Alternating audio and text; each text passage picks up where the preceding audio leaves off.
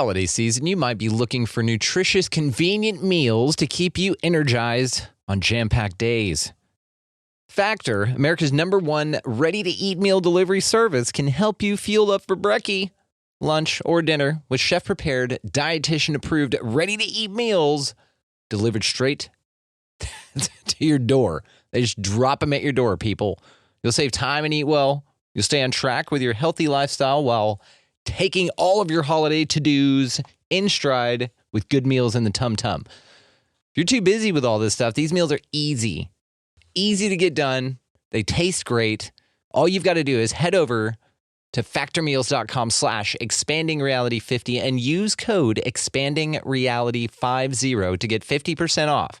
That's code expandingreality50 at factormeals.com/expandingreality50 to get 50% off. This podcast is sponsored by Skylight Frame. If you're looking for a great holiday gift, there is nothing more meaningful than a Skylight digital picture frame. Skylight is a touchscreen frame that everyone in the family can send photos to from anywhere, and they'll pop up in seconds. It is the perfect gift for new families, parents, and grandparents, or anyone who has all of their photos stuck on their phone. With Skylight, you can actually preload photos before you give it as a gift, without even opening the box. Once it's unwrapped and plugged in, the frame will light up with all those special memories. Surprise your loved ones this year with a beautiful Skylight frame, now available in multiple sizes and colors. Grab yours today because they're very popular and sell out around the holidays. For a limited time, you can get $15 off your purchase when you go to skylightframe.com/Mary. That's right. To get $15 off your Skylight frame, just go to skylightframe.com/Mary. That's SKYLIGHTFRAME.com/Mary. A choice right now, between fear and love. It's just a rock. Out of the dark night of ignorance and into the shining light of truth. Expanding reality. A population of citizens capable of critical thinking. We don't see things as they are, we see them as we are. There's a level of reality where everything dissolves into an ocean of energy. We empower our experience by insisting on our authenticity. That's very profound. Very. Expanding reality. Welcome to Expanding Reality. I am your host, Brandon Thomas. Get your childhood-like wonder hats on for this one, guys, because on this episode we have Larry Pahl. He is the director of the American Institute of Pyramid Research. Guys, he has done some incredible work on the Giza Plateau with the pyramids, with the Fibonacci sequence, the God number. He's made some incredible discoveries independent of mainstream Egyptology research. He kind of pulls from all avenues there. He's very eclectic in his words about his research. He is fascinating, guys. You will love this episode. For more about this show in particular, check out expandingrealitypodcast.com. Go check out the link to the YouTube, which will be directly on that website, our website, and then you can see the video here. He does some presentation work with some visual aids, so make sure that you guys check that out for the full experience. Guys, without any further ado, Larry Pahl. All right, ladies and gentlemen, we have with us the director of the American Institute of Pyramid Research, Larry Pahl. How are you today, Mr. Pahl? Hey, I'm doing great. Glad to be with you, Brandon. This is so cool. I've been looking at your work, man. You have a wonderful YouTube. I will link, of course, all of the ways to find you down in the show notes here so everybody can take a look at and get as excited about your research as I have been. So tell me a little bit about yourself, and then we'll launch into the meaty stuff, man. Well, I basically have a teaching background, but, when I was teaching, I would tell my high school and my college students, I taught both at the high school and college level, and they would inevitably start laughing when I talked about another job I had, because I do not have a straight line resume. I've been a carpenter, a mason, a bouncer at a bar. I've been a corporate, almost vice president. I was director of marketing for a major corporation. I've sold stocks and bonds. It goes on and on. It's hard to believe, you could pack this much in. They'd always laugh. So So, to bypass that long list of things, it was like once like 37 jobs I held or something. And again, you'd think a guy's a ne'er-do-well with a resume like that. You got fired from I could have positive references from almost everybody. So it's just my life worked out that way. And so, the teaching, when I basically retired from that, I went into what I've always been doing. I've back in the infancy of the internet, I had 1 million hits on my page about the Great Pyramid. I have greatpyramid.org. I have greatpyramid.us. I have these top level domain names because I was early on. I was like the only guy in the Great Pyramid in the very beginning. Then I left it to do my teaching career, basically, have come back to it, and the internet changed radically in the 20 years I did a lot of teaching and stuff. But I put myself fully the same way I did into my teaching into what had been my avocation the whole time I was teaching, which is the Great Pyramid in ancient Egypt. So now I'm, when I was teaching, I was always teaching someone else's curriculum. I taught political science at the college level. I was a social studies and history teacher at the high school level. So I was always teaching somebody else's curriculum. And I enjoyed the stuff I taught. Now I'm really into, I've hit the stride of my life, the fulfillment of my calling. I'm studying daily, full-time, leading tours, doing research in Egypt and the mysteries of ancient Egypt. So that's me. This is so cool. And I'll link how to book a tour with you. My wife and I are going to join you on one of those one time, I promise. So that'd be great, yeah. With your well-rounded background, though, it sounds like all of it's played a bit of a role into how you approach the work. If nothing else, the work ethic required to obtain the skills that you had before your calling or your true work that you're doing now. I think it's also interesting that you were a carpenter. I do a little woodworking myself, and the masonry work that you did as well. How much of the lens of your physical working with your hands background do you apply to how you view the way that the pyramids were constructed? Well, I became friendly with Mark Lehner. He's probably the most famous Egyptologist on Giza. He's spent 40 years of his life there. He went there as an Edgar Cayce, spiritual fanatic, and ended up getting a PhD and becoming the most forensic scientist you can imagine. The alternative community always slaps me when you're friendly with Zahi Hawass. I did tour with Zahi Hawass in 2014 and 2015. We reopened up tourism in Egypt. I've been, a friend with Mark Lehner anyway. And I've made presentations at 2 Egyptological conferences, and at one of them, Mark Lehner went out of his way to tell me what a good job I did. So because I can talk, with ease about those major, the voices of the mainstream, I'm always vilified by those who insist it's an us versus them. But I'm very eclectic. I also study all the alternative channels. And I believe that while I respect the forensic base for Mark Lehner and the archaeologists in a way that the alternatives don't respect, I also am open to other penetrations of reality besides typical forensic research. For instance, it used to be said that theology was the queen of the sciences. So I'll look at theological content. I'll look at esoteric content. I'll look at ancient esoteric symbols and things. So I'm not stuck with forensic science, but I believe it's a basis for the first level of findings. So it's fascinating, and I definitely want to get into alternate history versus what's going on now with Egyptology, because there is. Excuse me for interrupting, Brandon, because let me go back. I just changed the subject of that. Let me just finish that by saying, so the hands-on that you asked about. The thing that I learned, Mark Lehner was sitting in the session of Dr. Doug Inglis. He was getting a PhD, and he was making a presentation at RC to a filled audience about his findings for 4th Dynasty boat building. So he's presenting slides about the bottom, for instance, of the Khufu ship, which just yesterday, as you probably saw, was moved. That. It was beautiful. Its home in Giza to its new site at the Gem, and they made a big procession out of that. So, he was talking about that vessel and other vessels from the 4th Dynasty.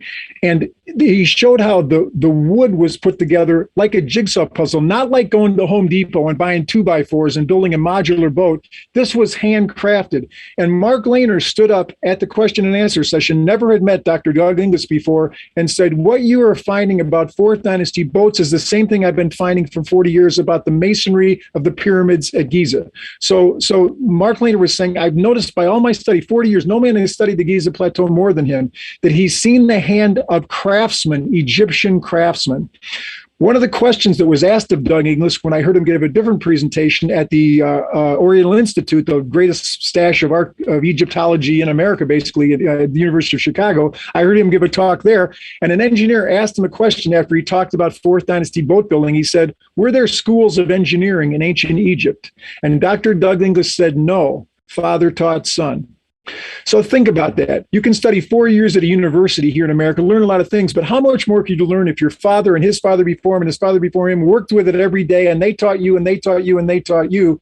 And so that made me realize, hearing Doug Inglis give that answer to that engineer's question, the tremendous knowledge you could gain, the hands-on knowledge of how to do things. And I see that all over Giza. It's one of the things I use to argue against the alternatives who insist, that it couldn't have been done. That they had a tremendous artisan skill in rope making, in stone making, in engineering water, irrigating fields. They just show tremendous, hands-on intelligence. I like the wisdom that's involved in these kind of things getting passed down, because you look at this with tanning hides or something with the Native American traditions, with bead making, with things like tool making, things like this. These are crafts that are handed down. Now, there's a couple schools of thought on this as well. And like I said, I definitely want to get into alternative theories with you. One of them would be that that they were so abundant that you can only do this. The Göbekli Tepe argument, that they could only build such a thing if they had architecture or agriculture, if they had a well-to-do society where they had time to spend on this. If you're not trying to survive constantly, then you have time to learn these skills and then to pass them on and to create these incredible monoliths that we see. I also want to talk to you about high civilization. I've got so many questions for you, I'll be honest. So, but if you don't mind, let's launch into some of your work here, man. So tell me about the trial passage. Okay, so let me just show visually while I talk about some things here. Yeah, and let me mention this while you are pulling that up. For our audio-only audience, he has some wonderful slides and a presentation that he's put together. Go to YouTube. It will be linked in the show notes below so that you guys can check that out and get the full glory of Larry's presentation here. Okay, so let me start by, showing, just to give you a look at the trial passages here. Let's see. Okay, right here.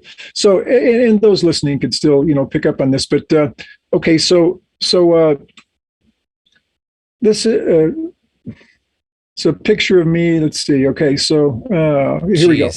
So the way that you look next to that thing, people forget how huge that thing is.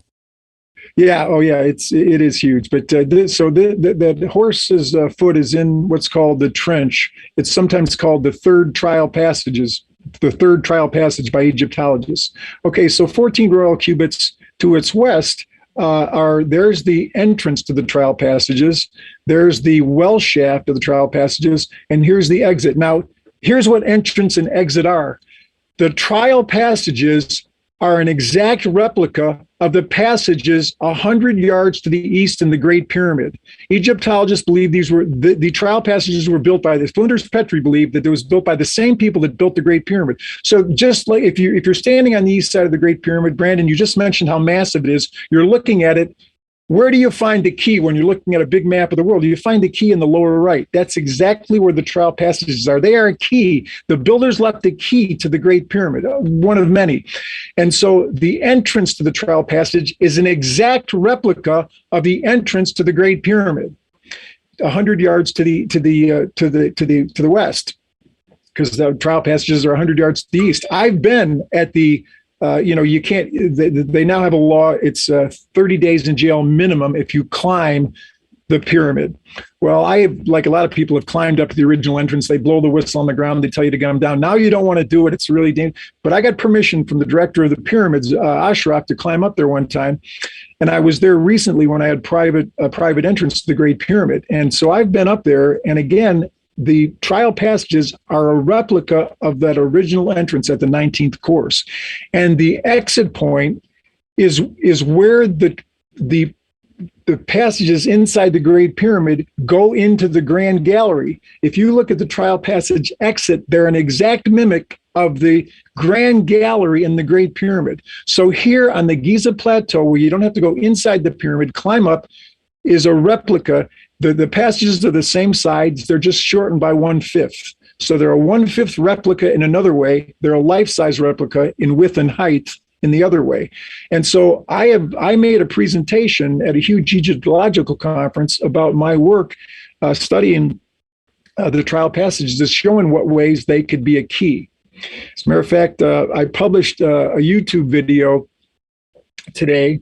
Let me just show parts of the presentation I made there. So the YouTube video I published today about the Great Pyramid shows where the trial passages are. But what I show about it is that here's the view right here. So you can see that let me just show this here. The trial passages in the trench. There's the trial passages. There's the trench that I showed you called the third trial passage. It's an exact mimic of the central line of the Great Pyramid and the line that the passages are in, the first ascending passage, the Grand Gallery. And so if you move those over, you would have the Great Pyramid laid out over the top of the trial passages. In other words, again, it's just showing the trial passages are an exact mimic of the Great Pyramid. So I'll stop sharing the screen there now. So one of the things, Mark Foster has done some work on this. Okay, we know that Al-Mamun chopped into the Great Pyramid in the year 820 AD. That's the entrance everybody goes into today. Nobody goes in the original entrance. It's too narrow, it's small, it's closed off. You can't get, so it's this big gash into the Great Pyramid that goes directly into the passage system. Well, people never stop to ask, well, how did Al-Mamun just happen to go exactly to the one point that's going to lead him up to the Grand? Well, Mark Foster says you could anciently get down and go up through the well shaft and find what was in the king's chamber. But if you found something big like the lid to the sarcophagus, which is not there, it wouldn't fit back through the well shaft. Oh, but if you went down and chopped your way out, straight out. And so Mark Foster says Al-Mamun's passage wasn't chopped by him in 820 going in because his spies found a thing they could get out. The sarcophagus was too big to get out, but the lid, which is not up in the king's chamber, he says they chiseled out. And so that the passage that everyone now goes into the Great Pyramid in the Al-Mamun entrance on, I think, the 9th course was constructed by going out, not by going in. And Mark Foster says that Al-Mamun probably knew about the trial passages. There's a scored line in the trial passages that's also in the Great Pyramid. Those that have studied the pyramid know that in the entrance passage, the beginning of the descending passage, is a scored line, a very distinct scored line that some say pointed to the Pleiades at the time that the pyramid was built. And that scored line is in the trial passages too. So Mark Foster says Al-Mamun measured how far it was in the trial passages, then extrapolated by the scale, and that's how he knew where to go in terms of finding exactly where that point was. So the trial passages are a key that way to the Great Pyramid. The thing that I added today in the video that I did, besides the trial passages being a key to the Great Pyramid in ways like I just said, there's other ways besides the one I just gave.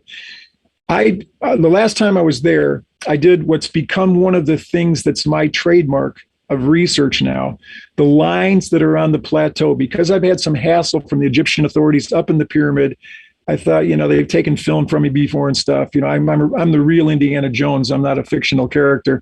And so I thought, they let me do things on the Giza Plateau. Well, there's all kinds of markings on the Giza Plateau that were put there by the same people that built the Great Pyramid. So I started to study the lines on the Great Pyramid and realized there's a language there. And so some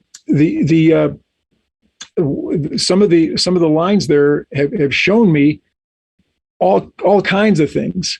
And so what I did was I did the same thing to the trial passages. There are some lines through the trial passages. Let me, I'll just show you, Brandon, you can see that. We don't show it on the screen, but the point is, if you look at the trial passage, you see there's some cuts across it the same way I see cuts all through the Giza Plateau. All I did was simply measure those.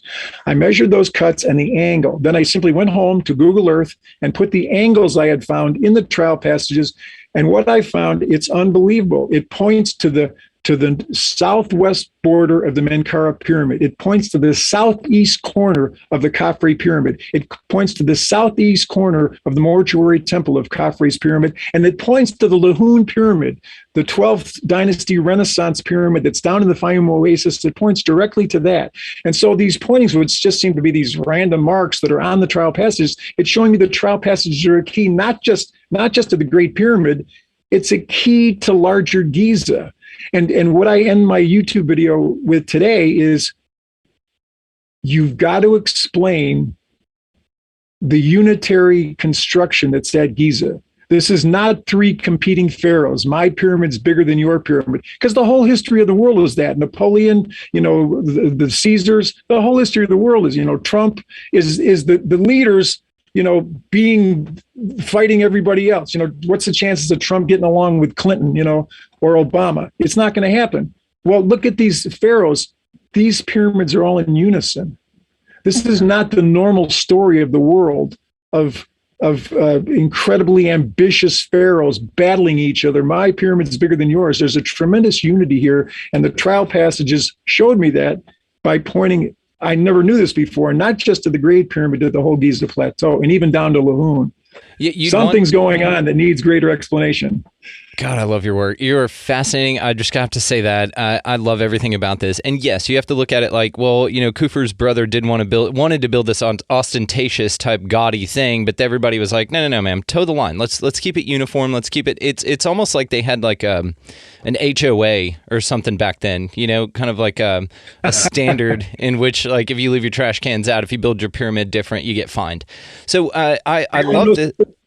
I learned by presenting at Egyptological conferences, I really don't hover around, the traditionalists, but to me, I'm doing all you other alternatives. Why don't you do what I did? Why don't you write a paper and submit it to Egyptologists? Because you're always talking about the mainstream doesn't accept this. Well, publish something that's legitimate so that they have something to look at. So I did that. And when I went to these Egyptological conferences, now I'm in a group of people I'm not normally with, Egyptologists. I learned about their culture by listening. And one thing I learned, it was a guy from the University of Chicago was talking about what they called the Giza exception.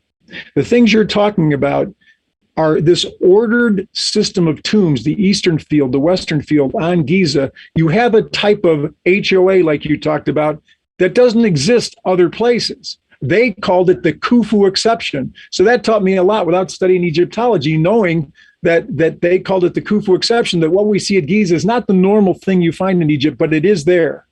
It is there, because what you find elsewhere is probably more, my pyramid's bigger than your pyramid. It's the old ancient thing that's the history of the world, ambitious kings fighting ambitious kings, but you've got the Khufu exception. It's so interesting, man. And like I said, I want to get into some alternative history stuff with you and how uniform it seems that a global civilization was, but let's save that for just a minute.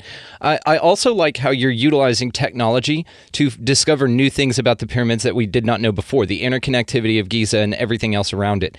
You also find this with LiDAR, and where they're using laser radar over the Amazon to discover undiscovered entire complexes of Mayan tombs and cities. It's fascinating to me, the integration of these two things, especially how you go down on the field, make measurements, angles, and everything, because those angles would just scale. They're scalable. So whenever you go home and use technology to find this, it's fascinating to me. And you're making new discoveries out of modern technology from something ancient that there are such massive controversies and mysteries surrounding just the existence of the pyramids, the Great Pyramids especially, but then the complex that's found globally. I mean, you talk about the things that are found in the Amazon as well, pyramids, Teotihuacan, Peru, Cusco, and the way that you talked about the shipbuilding, that is also another thing that you find with stones in the Amazon as well. Again, in Peru, you find these, they look like the blocks have been melted and poured into place. The angles and the way that they make these things, it's incredible to me, and not a lot of people do know about the uniform construction or kind of the interlockingness about the bricks or the blocks used in the Great Pyramid as well.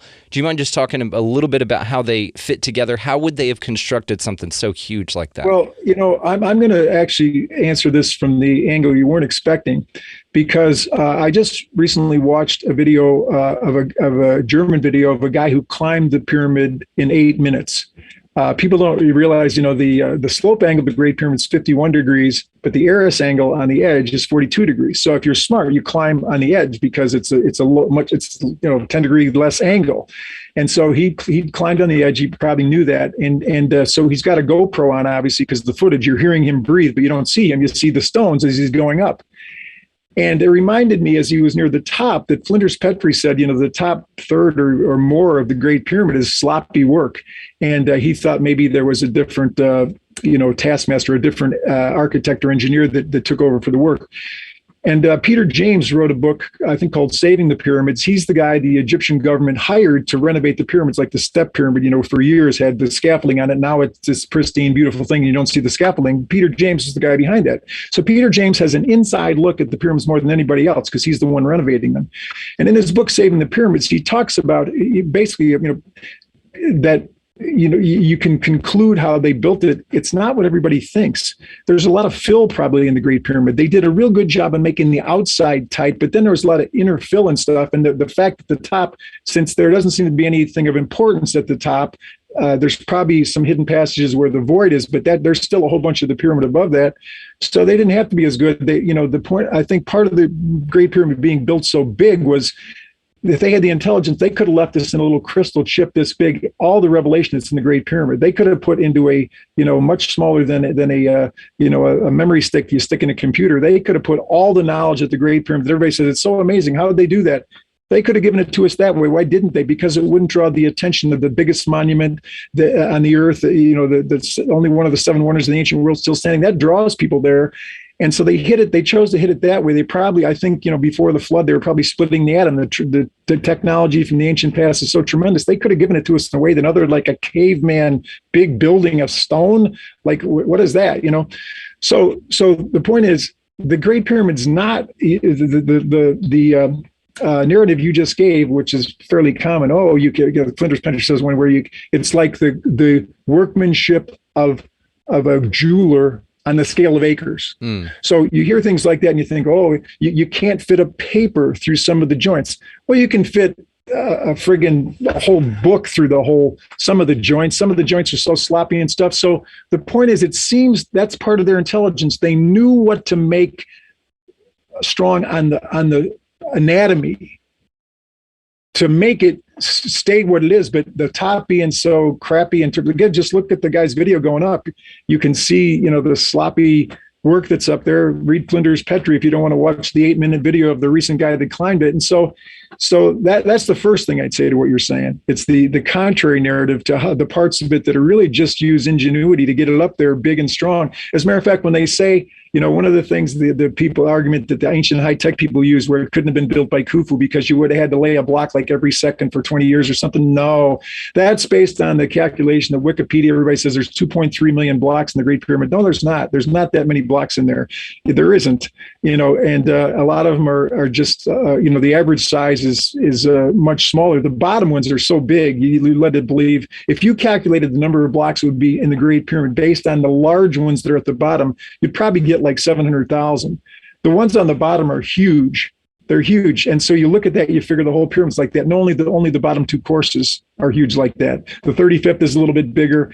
Some of the other courses, they sort of vary. There's a whole science and revelation in that about the varying widths of the courses that I could go into. Academic papers have been written about it too. But the point is that there's a lot less than 2.3 million. And so you don't, and if you Peter James inside the pyramid, a lot of fill in there, you don't need all those years to explain this perfect. You can't even put a piece of paper through the crack. Oh, yes, you can. And a whole bunch of them, but some of them you can. So they showed, in answer to your question now, they showed that they had a tremendous ability to sharpen the sides of limestone like it was steel and fit together 2 huge limestone blocks where there's almost no, you can't even fit a piece of paper between there. Yes, they showed they had that capability, but that's not throughout the pyramid. That's the point.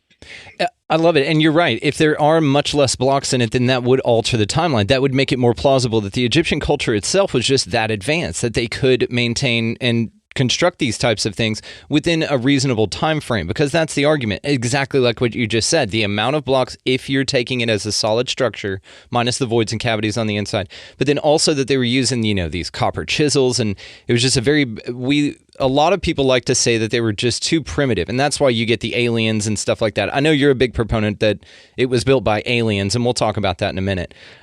So it seems that with all the advancements with science, with the new way that we're going, with all the answers that we're getting with this kind of stuff, do you find that there's any solid answers that will kind of unify all of these theories? Because there seems to be such disparate examples in history, in geology, with the work of Robert Schoch, which I definitely want to talk to you about, Dr. Anthony West and Robert Schoch here in a minute, what they did with the Sphinx. But with all of this, do you think that there will finally be a unified idea about how these things were built, or do you think that the ancients just built them to be mysterious? Well, I'm working on a video right now. I recently had a little communication with Ben from Uncharted X, and he's one of the leaders in the ancient high tech movement. And I'm trying to bring together the two different viewpoints. Ben and those guys always refer to the mainstream. He had Graham Hancock, as a matter of fact. He did like an hour program with Graham Hancock, who's definitely the grandfather, the patriarch of the alternative people. And so Graham mentioned a bunch of times just the other day in that interview, the mainstream. And so I'm looking at the mainstream and the arguments that I heard Graham Hancock and Ben just make. And I'm trying to put those together to show what I think is a real resolution. But my answer to your question is no, I don't think there'll be, because they won't like my resolution. I do think it resolves exactly all the words that are said. I really do. I think I'll show that I can resolve the words, but they still won't buy it. So no, just because of the limitation of human personality, it won't be able to be done, and the different perceptions that people have. But I'm going to do my part to try and show what resolution can be brought there, because I do consider myself in the middle, not in the middle, but I'm eclectic. So I'll draw from anywhere. Where somebody's expressing meaning. I'll listen, and I don't think we have to immediately default to hate. It's like it's an us versus them. Okay. Like for instance, I told Ben, I've been with Chris Dunn, who's one of the academic leaders, because he's written a couple books, textbooks. I lived in Illinois. I don't now. I live in Tennessee now, but he lived in Illinois. I said, let's get together, Chris. I spent a day with him. We had a nice time. We have totally different views. Yusuf Awan, he goes with all those guys. Annie XD, his dad was a leader of the ancient Kemet school and stuff. I invited him, Yusuf, into the Great Pyramid last time. I paid for a private entrance, and I let him talk to my people. We have completely different views. So the point is, I got along with Yusuf, I got along with Chris Dunn. We don't have to hate each other just because we have different views. It's like, get over that. What is that? That is so old school. What do you, yeah, it's old school, but it's still what the world runs on, So it's unfortunate that there has to be this, okay, I got a different opinion. So now that we established that, let's keep talking. I love this, because you're not on team Chris Dunn, you're not on team Zahi Hawass, you're on team Larry Pahl, and you pull from all of these ideas, which I think is wonderful. And it seems to be that a lot of people like Graham Hancock, which I love his work. I love his America Before. He does a wonderful job. He's got some very interesting perspectives, especially on timelines of like the end of the Younger Dryas with Randall Carlson. They do a lot of work on this with the giant impact theory, which again relates to the age of the Sphinx, which is very interesting. So with all of this stuff going on with your research in particular, what are some of the elements that you were able to say, you know what, the established or the mainstream, in air quotes, as they've called it, and then some of these alternative theories, where does the Venn diagram overlap that you have found? That both sides don't see something. Okay, so I just heard, Graham and them. Okay, why doesn't, the mainstream see our side? Well, here's their side. These tool marks means there had to be and ancient technology. But what Mark Lehner said, I heard him mention he's from North Dakota, so some small TV station interviewed their hero returned home. So it was a small circulation TV interview that Mark Lehner had up in North Dakota. But he said, he mentioned Graham Hancock, Robert Bauval, Robert Schoch. He mentioned their names and saying that they're challenged him. He says, the thing is, I don't find that. In other words, I've sifted more sand in Giza than anybody else. And he uses the to me, the boring, slow moving, but still very scientifically respectable, sifting through every bit of sand. And we label this little coin we got and we put it in a box over here. He's gone through everything. And you know what? I don't find any evidence for what you guys are talking about. Even with the water erosion on the Sphinx, the enclosure? Well, yeah, I mean, I'm talking about where they say that these markings, like a drill hole in granite, means there had to be ancient high technology. But didn't they find drill bits? No, they've not found drill bits. What was Chris Dunn talking about the drill bit with actual scoring going around it? Because I have seen a presentation. Well, yeah, you need to watch. I hate to say it, but watch Alan on Sacred Geometry Decoded. He has a video about Chris Dunn core claim, and he shows how he just as a layman in Australia, he went to some granite guys. Give me some granite. They're making fun of of how you guys can't do this. And he showed how he could get granite perfectly level himself, not by his father wasn't a mason. He's not a mason. By 2 weeks of doing this, he was able to do drill core holes like Chris Dunn says could only be done with high-tech tools or something. He does very simply in the means available to ancient. So it's a great debunking of that whole idea. And I hate to say that to Chris, but I'm sorry, I listened to Sacred Geometry Decoded. So in other words, you can draw different conclusions about what those marks indicate. Oh, those had to be diamond technology. Those had to be a modern lathe press or something. And Sacred Geometry Decoded says no. So you can do that by hand now. So, there's another interesting argument with it, because everybody always says, or you hear a ubiquitous term saying that we couldn't do this today. That's one of the big things. We couldn't even do it with all of our modern technology. Well, maybe it's not the technology that was the issue. Maybe it's the technique. It was the knowledge. It was the skill. Well, it's not the technique. I just said that in response to one of these videos. I said, people say we couldn't build the Great Pyramid today. Are you serious? We could totally build the Great Pyramid today. We're just not going to, because there's no money in it. Right. We build the Sears Tower because there's a bunch of commercial real estate sold in there. We build a building because there's the Dubai Tower. You think, of course, they made money on that. The amount of cost of living there. So building the Great Pyramid wouldn't bring any money, so we wouldn't build it. Then that says something about the Egyptians, because you know what? They didn't make any money on it either. I mean, there was no money to be made. They did it out of love and fear of the pharaoh and the god. I mean, it was like an act of, it's like a way we don't live. We don't live in daily. Like, look at the Egyptian prayers. They're constantly thinking, what's my life like in the overall scheme of making it to the next life? Their whole thing about mummy, their whole societal focus was on the next life. Ours isn't. Look at the 10 o'clock news. Yeah. And so, they built the Great Pyramid. We would to say we couldn't is ridiculous. Really? Are you going to say that? And you're going to really think we couldn't build the Great Pyramid today? You've seen machines that we have, engineers we have. Oh, come on. Of course we could build the Great Pyramid. Don't be silly. Yeah. We just won't. And there you go. And that's another thing that I want to ask you about. So there are a couple of alternate theories, and this is one of the things about the pyramids especially, man, is that they're so mysterious. There are so many theories about how they were constructed, what they were for. So let's talk motive real quick. If you are talking motive, there's a couple of different explanations for this. Now, and you can probably settle this for all of us. I have heard that there are, and I want to talk about, what's his name? Hang on one second. Howard Weiss here in just a second, what he found up in the relief chambers. But to go back to motive real quick, what I've heard a lot, and there's been a lot of study done on the motives or the purpose behind the pyramids. Now, what a lot of people say is that there's no inscriptions in the pyramids, there's no carvings, and there was no mummies ever found. Therefore, it totally throws out the window the fact that they were utilized for tombs. Now, they found a box in there with, like you said, no sarcophagus lid, but there's also some resonant chamber type qualities that I know Edgar Cayce, and there's some mysticism elements to this. You've heard of the Crowley stuff about him going in there and opening portals to demons and things like that. All of these things are interesting. They're fun bedtime stories. There's also another theory about that they were power plants, that there was piezoelectricity occurring due to the aquifers underneath. And you find this with a lot of pyramids globally, again, from this allegedly unconnected society, that they build these things over aquifers. And there's an actual purpose of them having to produce power for a civilization.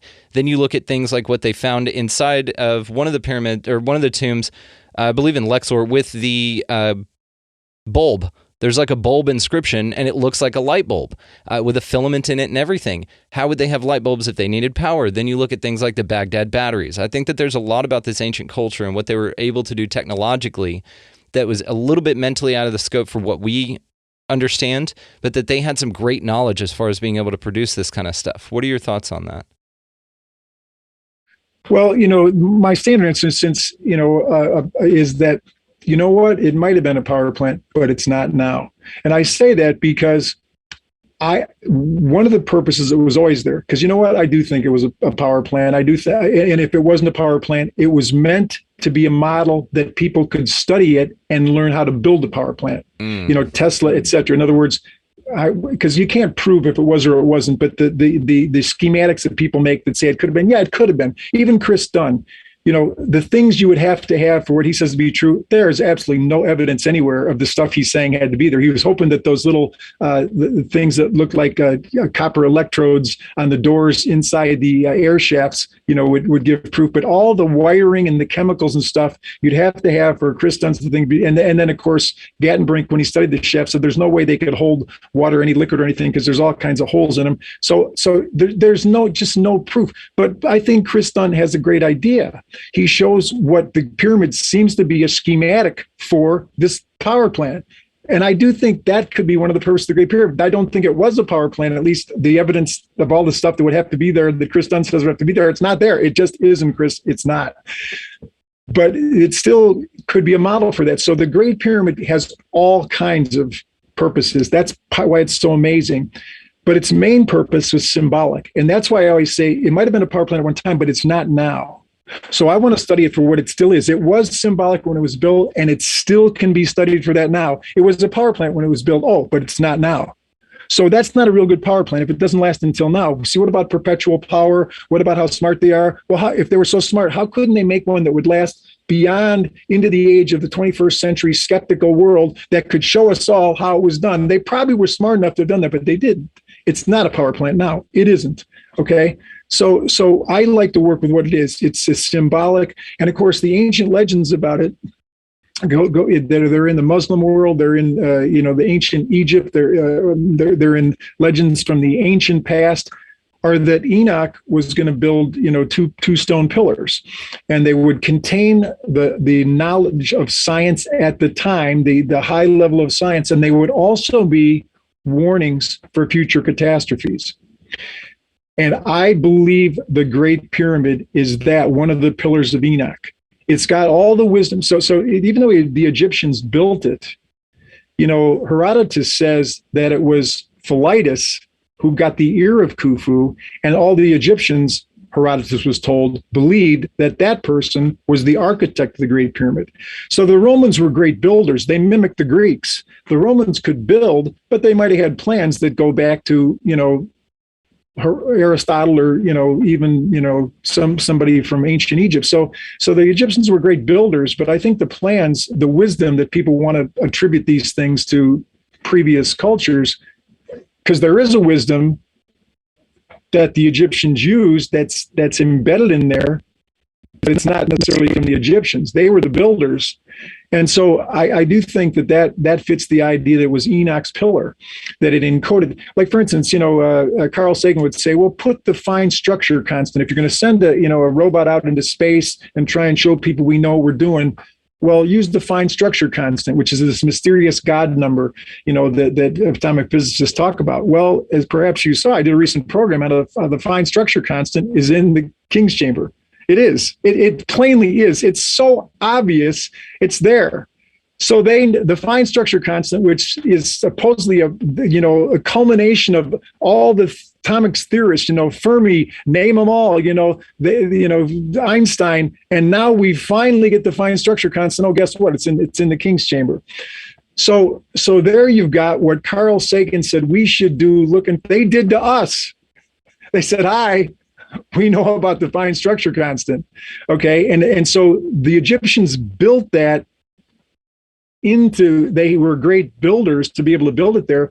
But I think the knowledge of the fine structure constant goes back before the Egyptians. It goes back to probably Enoch and the ancient patriarchs. That would be the same wisdom that went into this monolithic, circle of the earth you're talking about. All that's built into all these ancient monuments. It's an ancient wisdom, and the building technique is our ancient passing downs too. But I think the physics and the geometry and the arithmetic is even older.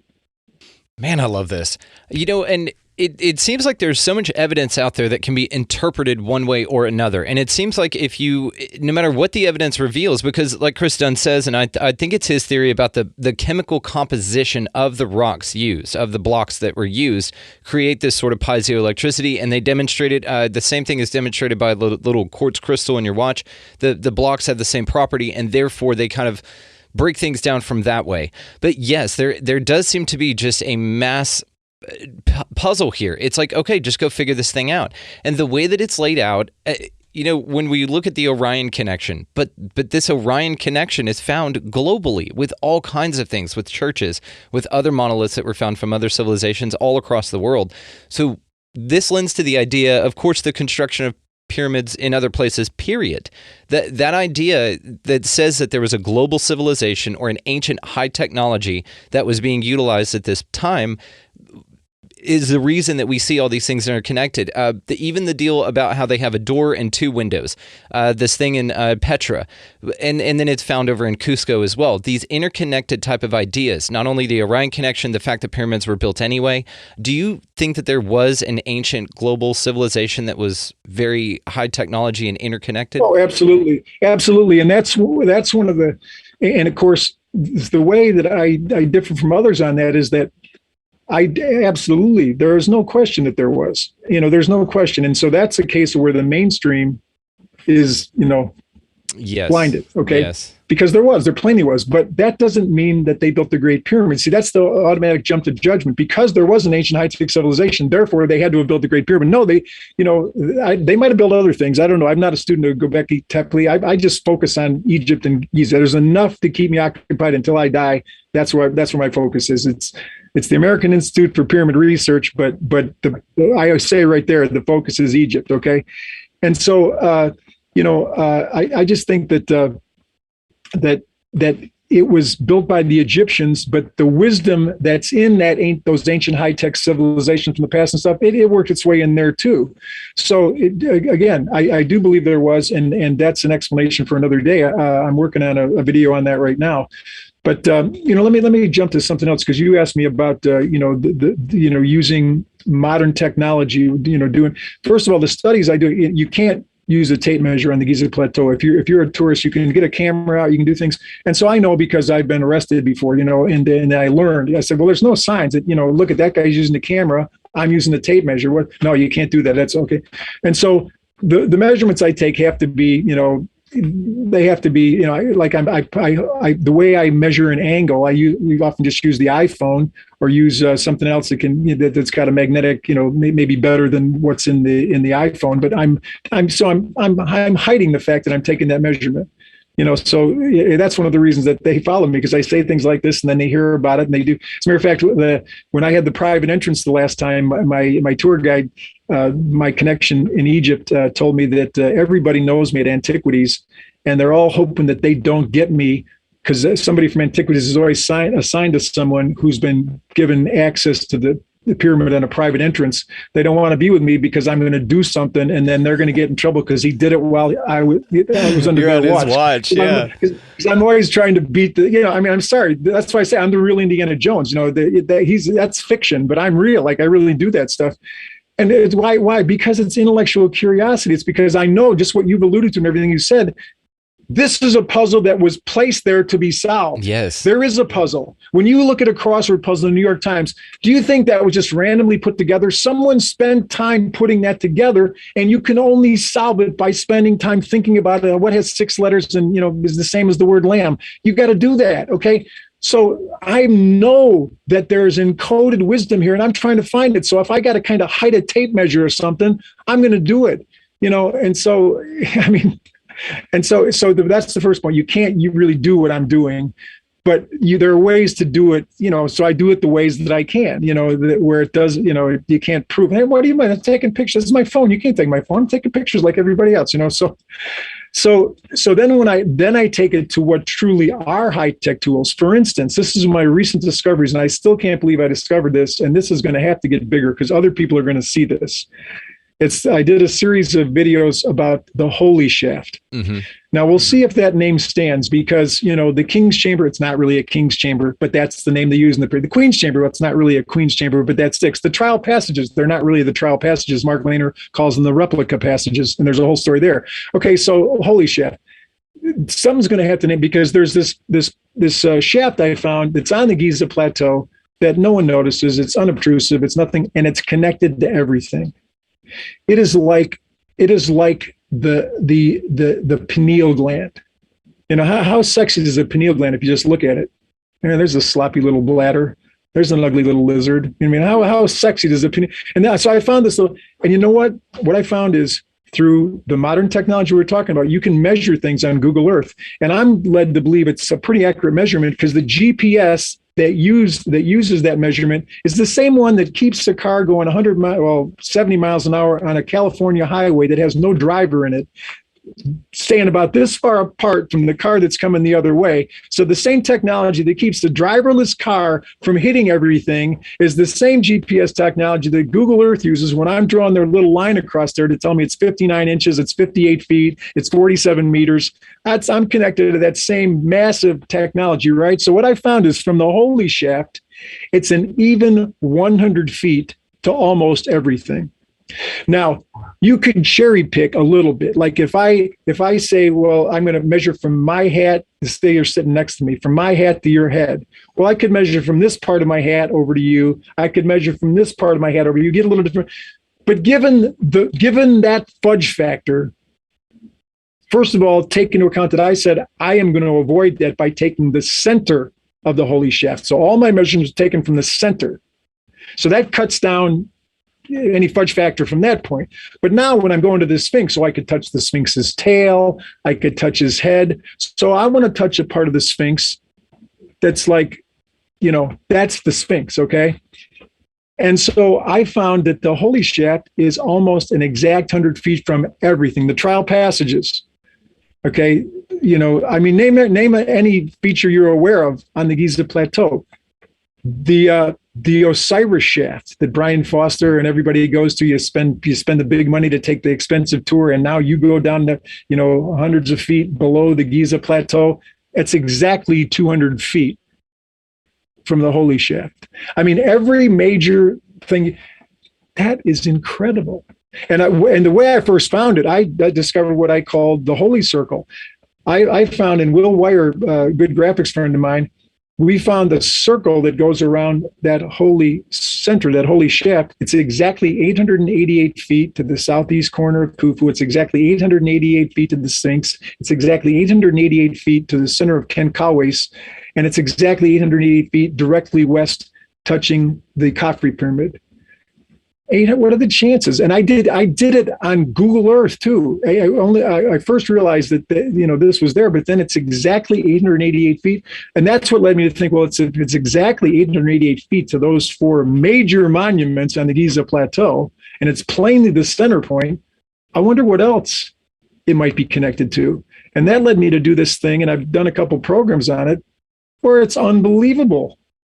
So people are going to have to, it's going to be very hard to say that's coincidence, that chance, he cherry picked that. Do it yourself. Look what I did. That's a major discovery. And so one of the things that came at me, which I've never answered yet, is you saying the Egyptians knew feet because they built the pyramid in royal cubits.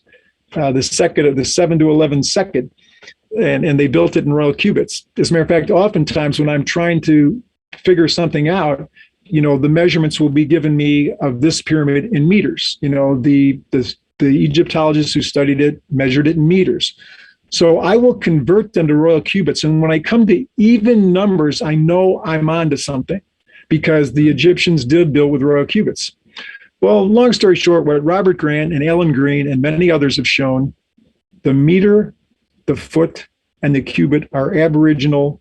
They're connected ontologically, and I could say more about that, but I just saw Robert Grant answer somebody plainly. The meter is used in the King's Chamber, and he gives examples. It's exactly, I think, 314 meters around. In other words, 3.1415. It's pi meters around the, et cetera, et cetera, et cetera. So there's all kinds of examples you can show. The people who are going to say no, it can't be, are going to really have to start fighting a lot of evidence. And so for me, it's easy to say there's an aboriginal connection, and I could explain it geometrically and stuff too. For instance, you take a 1 meter pendulum, just take a 1 meter pendulum. So here's exactly 1 meter, the modern meter, swing it at 30 degrees. It swings out exactly pi over 6, because it's 30 degrees out of a 360 circle, pi over 6, which is exactly 1 royal cubit. So 1 meter swung at 30 degrees, swings out an arc of exactly 1 royal cubit. And it takes, by the way, exactly 1 second. So now it's connected to time and the rotation of the Earth. So you don't have to go far. You don't have to go far to show an ontological aboriginal connection to cubit, meter, foot. So I haven't really answered that yet to the people that say, you're saying the Egyptians knew the foot. I'm saying there's a tremendous intelligence in operation here, people. I'm not saying what the Egyptians knew, because I think it's more than them. But there's a tremendous intelligence at play here. Okay. Yeah. Just mind blowing. So just for clarity, what is the foot in comparison to the cubit? What's the difference size wise? What I always use, and this is going to depend, if you just go, pi over 6, it's 20.6 inches in a royal cubit. Okay. So it's just shy of a foot. Well, 20.6 inches for 1 cubit. Okay, just shy of 2 feet. I didn't give you a foot royal cubit connection. I gave you an inch royal cubit connection. I mean, you can do the conversion, just divide by 12. Or that's right. Okay. Yes, sir. Okay, 2. Okay. What I love about the shaft that you're talking about is that this feels very Indiana Jones, doesn't it? This feels very. There is a mystery here. And you found it in a very indescript way. While other people are looking at the forest, you're seeing the trees. You're looking at the other people see the Great Pyramid. Their focus goes there, but it's kind of the Indiana Jones connection in my mind is the Holy Grail. Whenever he goes in to pick the Grail, it's not this ornate, beautiful thing. It's this crappy little cup over here. That's what, of course, it would have been. Yeah. Just like your great shaft. That is sort of the key to unlocking all the mysteries around it. It's very indescript. It's very out of the way. There's no neon signs pointing towards it, but you found it. That is Indiana Jones. You know what really excites me along those lines, Brandon? We just talked about how yesterday or today, depending on how you count where the difference in time between Egypt and here, they moved the Khufu boat from the Giza Plateau to the new Gem Museum. Well, one of the reasons they did that, they said, because they weren't going to, the whole point was that, there were 2 boats found there right next to each other. The current solar boat pit that was just moved, that's on the east of the south side, but there was another boat found on the west part of the south side. That was the one that Bob Breyer, the Egyptologist, was working on reconstructing and doing a video about it. And then they were going to take that one to the Gem. So it'd be one at the Gem and one left at Giza. The reason they decided to take both of them, one of the reasons that Antiquity stated, was because that side of the pyramid's been off limits to everybody. And because they're building tourism, they want people. I'm so excited because one of my marks is I've learned to start interpreting this language of the markings on the north and the east side. Now the south side is going to be open to me. I'll be able to go in there and find marks that have in the providence of things and the synchronicity of things are just now going to be open. So when I go in October, that's going to be one of the places where I spend a lot of time, because I'm assuming that they'll have moved the foundations and stuff of that museum and moved it out so they can let tourist traffic go in there, because again, that's one of their stated goals. I wouldn't have thought in the past that wouldn't have been a high goal of antiquities to let people at the pyramid. That's almost antithetical to the way they used to think. But there's a new thinking. Think about this. The Egyptian government did the strange and wonderful thing of combining two departments of state that nobody else combines. You've got, on one hand, you've got the antiquities, sifting through every grain of sand, this conservative science, don't give too much, don't let people see it, preserve the pyramid. And then on the other hand, you've got, tourism. Hey, come to Egypt. It's the greatest place in the world. So you've got the hype of tourism. They combine those two departments. And so now tourism and antiquities are the same department. So what's happening is this thing is taken over now. Antiquities used to be this conservative. We can't. Zahi Hawass used to say, don't let people in the Great Pyramid. We'll just have a museum outside and they'll see it virtually. No, don't do that. And so now that they've done, they want people to come. They want people to experience Egypt. And so they want them to walk on the south side of the pyramid. So they're probably going to move all their foundations and stuff out of there so the traffic can flow around the south side of the pyramid. So that's great. I'm looking forward to looking at the marks that'll be left after they move those boat pits and stuff. That's so exciting. And we're going to keep up with you, man. We'll probably wrap it up here, but tell me one more amazing thing. Like what just blows your mind about this complex over there in Giza? Okay. Well, one thing, this is one of my discoveries with my friend, Bob Criley, who's an engineer, is I discovered the Hemiunu template. Now it's named after the architect of the Great Pyramid. I show his placement, his tomb is it's so strategically located on the plateau and in relationship to the Great Pyramid. In many ways, he's showing I'm the architect of the Great Pyramid by what he did with the measurements of his own tomb and the way it's lined up with the pyramid. So the Hemiunu template is a 200 royal cubit square, a horizontal slice of the Great Pyramid. And I've discovered it. It's a long story, but it's there. It's plain there. It's not my invention. It's meant to reveal things. It's this, again, horizontal slice, a theoretical slice, 200 royal cubit square. And one of the things I found out about it is that, and 200 royal cubits is 104.7 meters. And 104.7 is an amazing number in terms of converting units and stuff, but it's 104.7. Okay, so what I found is pi divided by the speed of light is 1.047. In other words, it's 1047 meters, but it's 200 royal cubits, 1047. Okay, so pi divided by the speed of light is 1047 at the 1/10 billionth scale. Now, the reason I mention this, NASA scientists put together for the National Air and Space Museum in Washington, D.C., they've got an outdoor exhibit so you can experience the size and feel of the solar system.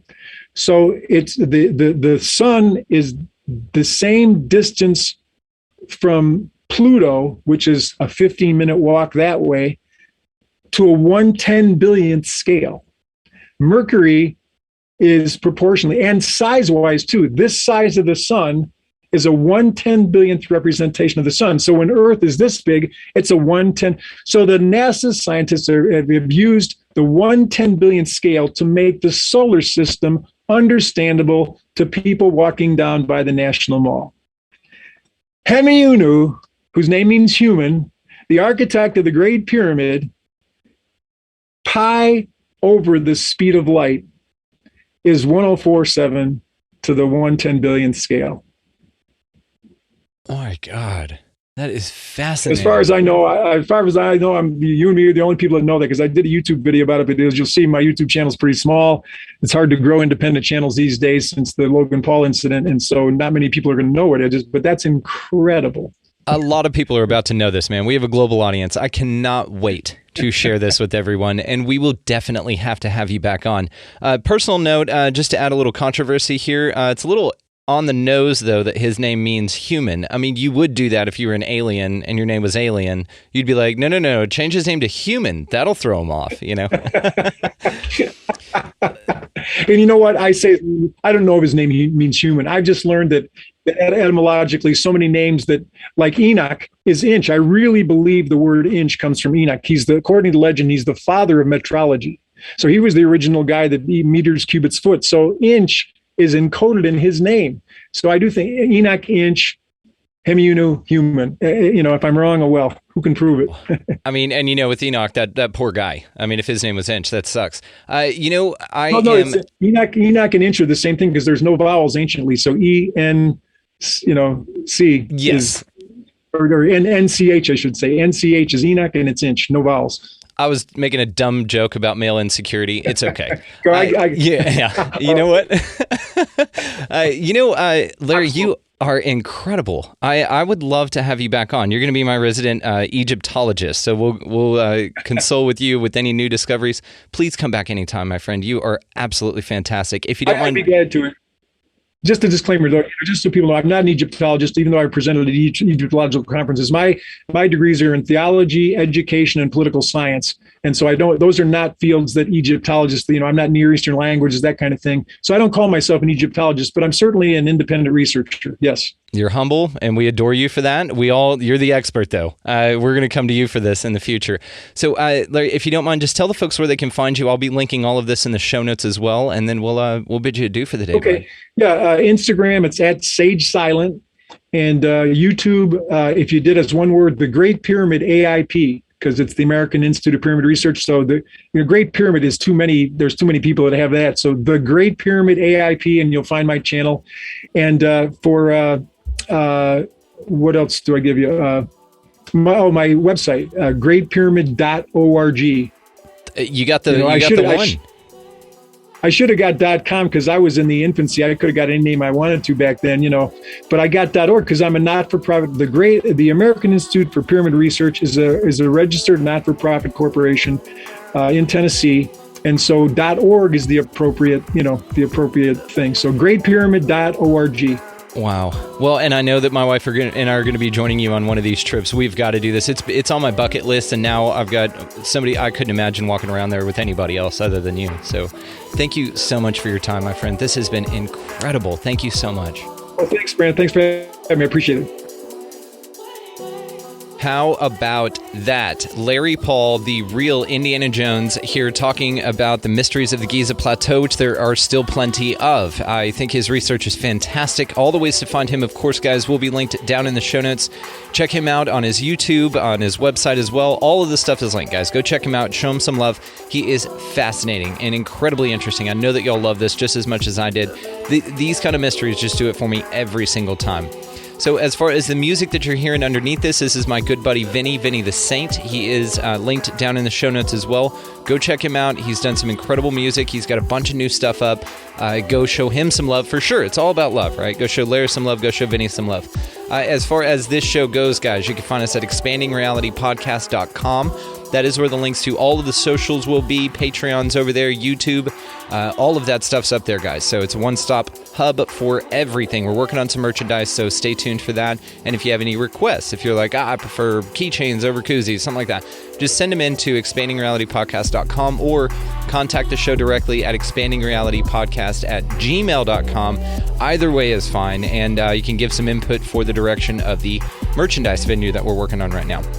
So go out into this week, guys, and check out some new stuff from Larry Pahl. He's got a bunch of new videos up that he's working on his YouTube there. Again, linked down in the show notes. Go out there and enjoy the fact that there are still mysteries around us to be solved. This is a wonderful place with a ton of really, really cool stuff that will just incite your imagination, and that's beautiful. So go out there while you're doing all of that. Don't forget to pick up a piece of litter, smile at everybody that you see and be nice, open doors, shake hands, high-fiving. I think we should bring back. Let's do that with strangers. Go out there as well and just buy a coffee or a meal of somebody in line behind you. Just do something nice. It shakes everything up. Beyond all of that, guys, go enjoy the mystery of this world and just be good to one another. Thank y'all so much for listening. We'll see you next time. Grandma, can I have the chocolate chips? This secret recipe moment made possible by Emory Heart and Vascular Center. When Grandma needed heart care, she came to Emory. The difference? Emory Healthcare performs more heart procedures annually than anyone else in Georgia, which means better outcomes for our patients. And we offer advanced and personalized treatments developed by our top specialists that others don't. Like Grandma knows, where you start your heart care matters. Smart Cookie. EmoryHealthcare.org/smartcookie.